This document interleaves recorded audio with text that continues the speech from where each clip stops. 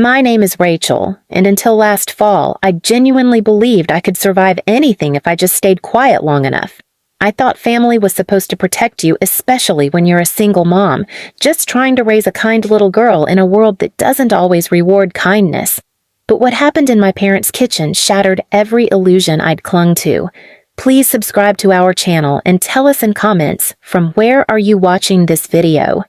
It was a chilly Sunday afternoon when we visited my parents' house for what was supposed to be a casual family lunch. My daughter, Lila, had just turned 7 the week before. She was shy, sweet, a little clumsy, and gentle to a fault.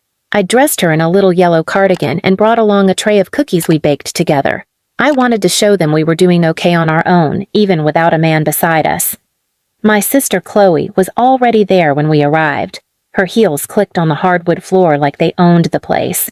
She wore designer sunglasses indoors, her makeup flawless, her perfume aggressive.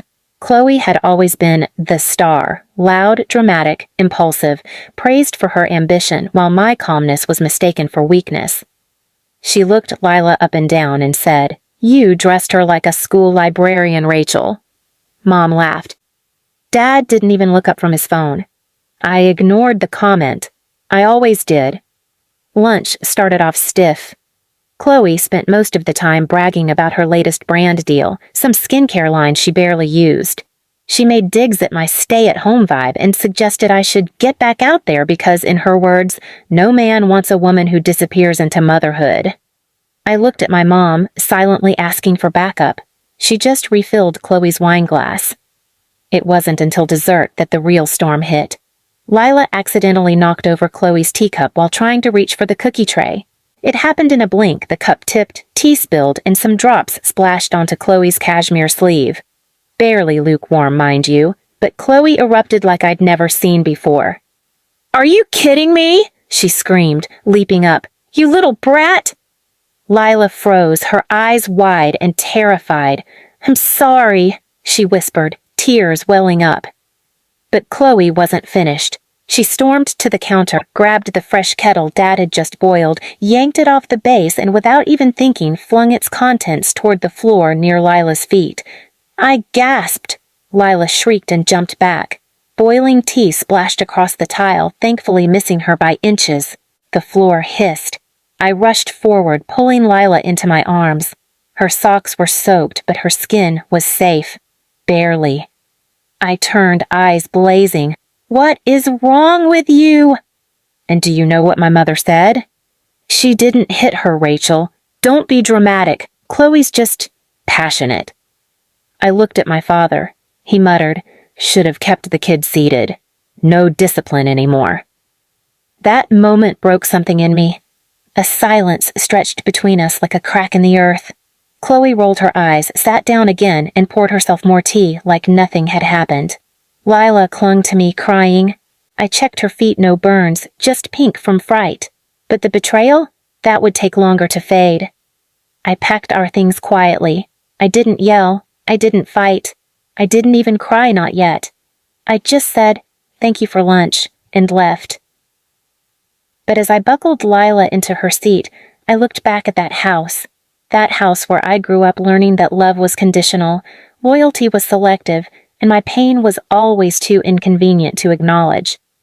That's when I decided they would never have access to me or my daughter again, not until they learned the meaning of consequences, and I would make sure Chloe understood exactly what passion without boundaries costs. 3 weeks passed. I didn't answer their texts. I ignored their missed calls. I left their birthday voicemail for Lila unheard. I wasn't going to pretend anymore. Meanwhile, I focused all my energy on Lila. She had nightmares for days after that Sunday. She'd cry in her sleep, mumbling, "Don't yell at me." I sat beside her bed every night and promised, "No one will hurt you again. I promise." But a promise means nothing if you don't act on it. Then something strange happened. One morning I got an email from a lawyer. Apparently my parents were working with Chloe to apply for guardianship over Lila, claiming I was mentally unstable and creating parental alienation by denying family contact. I stared at the screen, shaking. I almost threw my coffee cup across the room. They were trying to take my child? I called the lawyer's office myself, calmly pretending to be interested in resolving things quietly. That's when I learned it was Chloe's fiancé's firm. Oh, so it was personal. I knew Chloe. She was always obsessed with winning, but this was war. What she didn't know, I had already started preparing. The day we left their house, I'd taken Lila straight to a trauma therapist. Every session was documented. I kept receipts, medical records, screenshots of texts where my mom mocked my parenting and Dad called me overly emotional. And then I played my ace. You see, what no one knew, not Chloe, not even my parents, was that I had once worked with a nonprofit that helped domestic abuse survivors. I'd learned the legal system inside out. I knew the power of evidence, and I knew exactly how to file an emergency protective order, especially one backed with professional testimony and a paper trail. But I didn't stop there. I had also saved copies of my parents' financial documents from when I used to do their taxes. My name was still attached to a family investment fund from years ago, a fund they'd forgotten I co-owned because they never thought I'd use it. I withdrew every dollar, legally, quietly. Then I called the retirement home they were on the wait list for and canceled their application, using my legal share of the fund to dissolve their financial eligibility. Chloe? I hit her where it hurt most. Remember that skincare brand she bragged about? I emailed them, anonymously, with video clips taken from that lunch, her screaming at a child yelling, "Brat," the boiling water on the floor. Yes, I'd had my phone recording in my pocket the whole time, a reflex I'd picked up from working in legal aid. 2 weeks later, the brand cut ties with her. Her sponsorship dropped. Her online followers plummeted. One Reddit thread went viral. Is Chloe Carter actually abusive? Still, I didn't speak. I didn't show up. I let my silence roar. The final straw? My parents showed up at my doorstep. They didn't knock. They banged. Rachel, this has gone too far. Lila was at school. I opened the door, calm, collected, holding the legal restraining order in my hand. You are no longer allowed within 200 feet of me or my child, I said. My father tried to push past me. We're your family. No, I said. You're their family, but you were never mine. He turned to Mom. Say something. She crossed her arms. Rachel, she didn't mean to hurt Lila. It's called being dramatic. I raised my voice for the first time in years. That's not drama. That's abuse, and you enabled it. They flinched. You watched her throw boiling liquid near a child and called it passion. You let her scream at a 7-year-old, and now you're angry I stood up for my daughter? They were speechless. You taught me that silence was survival, but I'm teaching my daughter that silence ends cycles. We don't protect abusers here, even if they share our blood. Then I closed the door. That night, Lila and I danced barefoot in the kitchen. We ate cookies. We laughed. For the first time in years, I felt free. But I wasn't done yet. 3 months had passed. Lila was healing. She still had moments flinches when a voice raised, or when someone moved too fast, but she was blooming again. She painted every day. She laughed more. Her therapist said the transformation was remarkable. Me? I was finally building something of my own. It started with a local community group for moms like me, women who had been gaslit by their families, dismissed by courts, or called dramatic for protecting their children. We met once a week, then twice, then soon I had enough stories to realize. This wasn't just my story. It was happening everywhere. I wasn't alone. So I built something bigger. With help from a former lawyer friend, I registered the Quiet Flame Project, a support network and legal fund for mothers escaping family-based emotional abuse.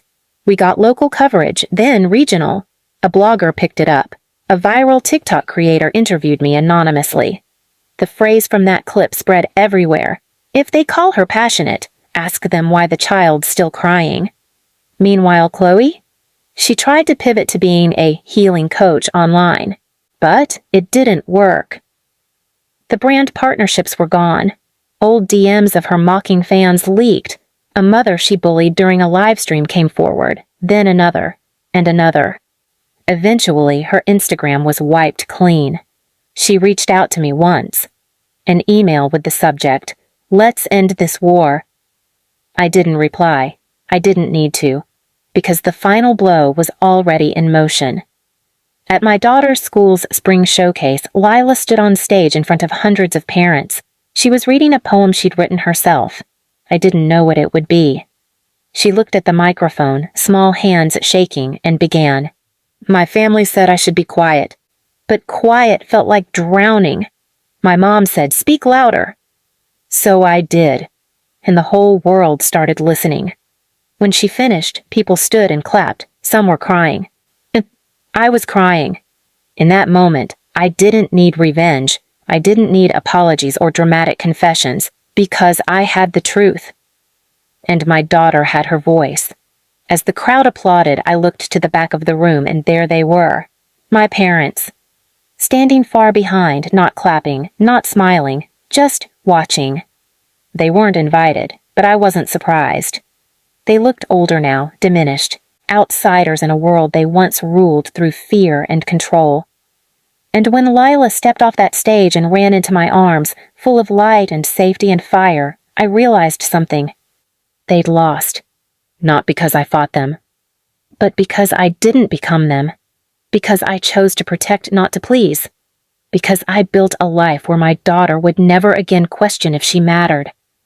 So when my mom whispered from the back, "Rachel, please," I held Lila close, kissed her forehead, and turned my back to them. "Let's go home," I said. We walked away. Justice wasn't screaming in court. It was walking away without needing their validation. It was raising a child who knew her worth. And that was the sweetest revenge of all. Please subscribe to our channel and tell us in comments from where are you watching this video.